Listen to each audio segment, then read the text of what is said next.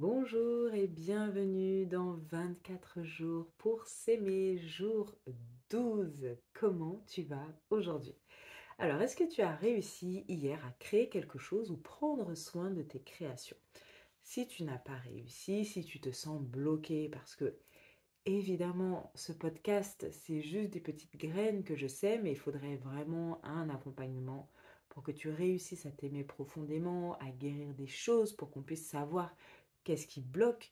Mais je sème des petites graines pour que tu t'aimes davantage et que tu ailles plus en profondeur à l'intérieur de toi, pour que tu fasses jaillir le plus beau de toi et que tu crées un environnement encore plus beau. Donc, si hier, tu as eu du mal à créer quelque chose ou à te dire que tu allais créer quelque chose, peut-être à prendre soin aussi de tes créations, eh bien, peut-être que cette maison 5 dont on a parlé hier en astrologie, elle est piégée, elle est rapetissée, si je peux dire ça comme ça. En astrogénéalogie, on dit que lorsqu'il y a des planètes en maison 5 qui font un carré avec d'autres planètes qui sont en maison 8 ou en maison 1, donc qui font un carré, c'est-à-dire que si jamais tu as déjà vu une carte du ciel, on voit les planètes qui sont réparties en signes et en maison, et en fait on voit plein de lignes, des lignes rouges et des lignes bleues. En gros, les lignes bleues, c'est des lignes genre waouh, c'est génial, c'est des planètes qui interagissent en fait entre elles de façon harmonieuse. Et les lignes rouges, c'est des, disons, des challenges, des interactions plus challengeantes. Voilà, on dit disharmonieuse, mais je trouve que c'est bien de dire challengeante. Donc, un carré, c'est une interaction très challengeante. C'est un peu la bagarre, on va dire. Donc, en astrogénéalogie, quand il y a des planètes en maison 5 qui font un carré avec d'autres planètes qui sont en maison 8 ou en maison 1, et bien souvent, c'est comme si l'histoire familiale essayait d'engluer, d'enfermer, d'empêcher la liberté de création, d'empêcher cet enfantement dont on a parlé hier, enfantement d'un projet, cet enfantement à soi aussi, tous les secrets, les tabous, les injonctions, les croyances, les loyautés familiales qui empêchent cette liberté de création.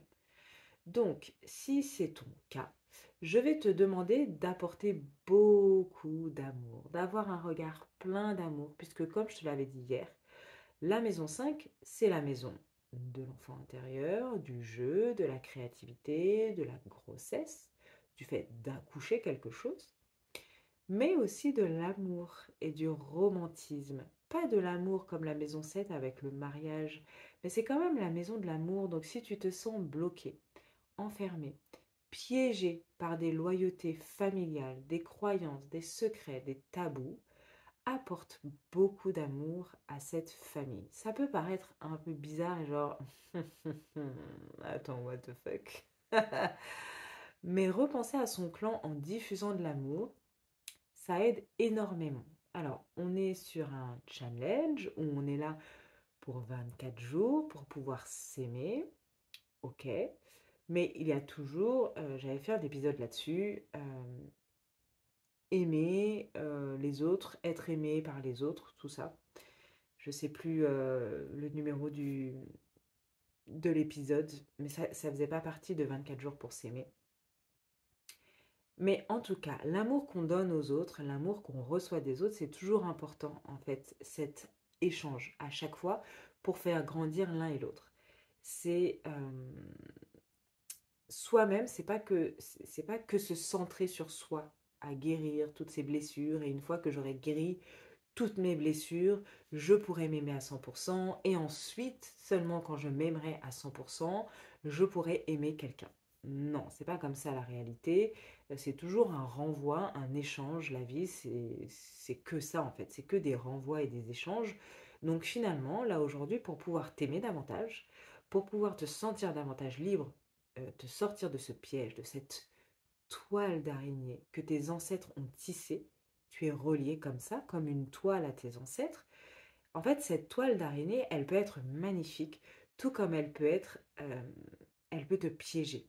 Donc, pour éviter qu'elle soit dans le piège, le but ici, c'est d'apporter de l'amour à tes ancêtres. Tu peux, eh bien, par exemple, faire ton arbre généalogique et apporter beaucoup d'amour quand tu l'écris. Faire en sorte, faire, je sais pas moi, un cœur entre chaque couple, comme si tu les réunifiais, et que tu faisais que chaque couple de ton clan se sent aimé par l'autre. Alors je sais, on ne change pas le passé, mais on change la symbolique qu'il y a dans notre inconscient. Tu peux également décider de créer un arbre très lumineux, où tu penses à ton clan, mais tu crées de la lumière, tu crées de la joie et de l'amour. Tu peux également décider de ne mettre que les qualités de chacun des membres de ton clan.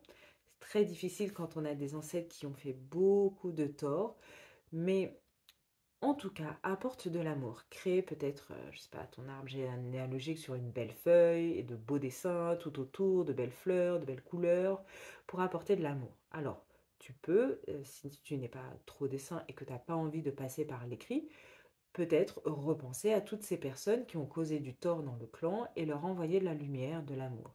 T'es pas obligé de pardonner, mais envoyer de la lumière, un peu pour eh bien, sortir de ce piège. C'est comme si ça y est, je pars. Comme si en fait, ce que tu as envoyé, cet amour que tu envoyais, c'était vraiment une arme qui permet de détruire ces liens malsains qu'il y a, cet empêchement, ce piège dans lequel euh, tu, tu es prisonnier, prisonnière de tout ça, comme si ça empêchait, ça enlevait en fait la colle de la toile d'araignée de tes ancêtres. Je ne sais pas si ça va, je vais pas trop loin dans ma métaphore, ma comparaison. Mais ouais, et si tu pouvais continuer en fait à marcher, envoyer de l'amour et se dire que toi, tu n'es pas comme ça. Et ensuite, envoyer de l'amour aux nouvelles relations que tu as déjà pour tisser des relations beaucoup plus saines avec tes amis, tes proches. Et ça, c'est encore une fois un jeu de miroir et de boomerang, puisque l'amour que tu vas renvoyer à tes amis, à tes proches, ils vont te le renvoyer si ce sont vraiment des amis, d'accord? Si tu n'es pas dans des relations toxiques ou juste on se sert de toi, d'accord? Donc on fait bien attention à ça aussi. Si quelqu'un te maltraite, te rabaisse, t'insulte, trouve que tu ne fais jamais assez bien, que tu ne renvoies jamais l'appareil, c'est pas un ami, c'est pas un amoureux, c'est pas un partenaire qu'il faut garder, ok? Donc dans des relations saines, lorsque tu donnes de l'amour, tu en reçois aussi en répercussion. Et ça, l'amour que tu donnes va te permettre de t'aimer davantage. Et ensuite, l'amour que tu vas recevoir de tes relations saines va pouvoir t'aimer, va pouvoir t'aider à t'aimer davantage. Et tout ceci va t'aider aussi à te libérer de ce piège familial, de ces loyautés qui t'emprisonnent, qui te rabaissent, qui te font être petite, petit et qui t'empêchent d'être dans la liberté de la création. Voilà. J'espère que cet épisode t'a plu. On est à la moitié du challenge. Dis-moi ce que tu en penses, ce que ça te fait. Et surtout, n'écoute pas juste l'épisode comme ça. Genre, ouais, c'est intéressant. Ouais, c'est sympa ce qu'elle dit. C'est fun. Non. Essaye vraiment de faire tout ce que je dis, en fait. C'est important de, franchement... En plus, les exercices que je donne, ils sont easy. Comme je l'ai dit, évidemment, ça va pas guérir toutes tes blessures, là, bim bam boum, parce que, voilà, abracadabra, parce que c'est pas personnalisé. Mais ça va t'aider quand même à cheminer vers un amour plus sain, à semer des graines, et encore une fois, semer des graines, de nouvelles graines, des graines qui sont saines, et ouais, acheminer vers un amour plus sain, plus fort envers toi et du coup envers les autres parce qu'on se rappelle qu'il y a un effet boomerang systématiquement. Et d'ailleurs, ce que je voudrais dire aussi, c'est que cet amour qu'on se porte, il est équivalent à l'amour qu'on porte aux autres, mais il est aussi équivalent à l'amour qu'on porte à l'argent. Je t'en reparlerai bientôt parce que pour moi, tout ça, c'est lié. L'amour que tu te portes, tes relations sentimentales, mais aussi tes relations avec l'argent, tes relations financières. Tout ça, c'est lié. Et lorsque tu guéris un côté, tu guéris l'autre côté. Donc mon but ici, c'est de semer des petites graines pour que tu puisses te sentir mieux au fur et à mesure. Et donc, pour ça, il faut que tu fasses ces exercices. Prends le temps, ça prend. T'écoutes l'épisode 10 minutes, ensuite tu fais l'exercice 5 minutes, et voilà, et c'est OK. Je te dis à demain.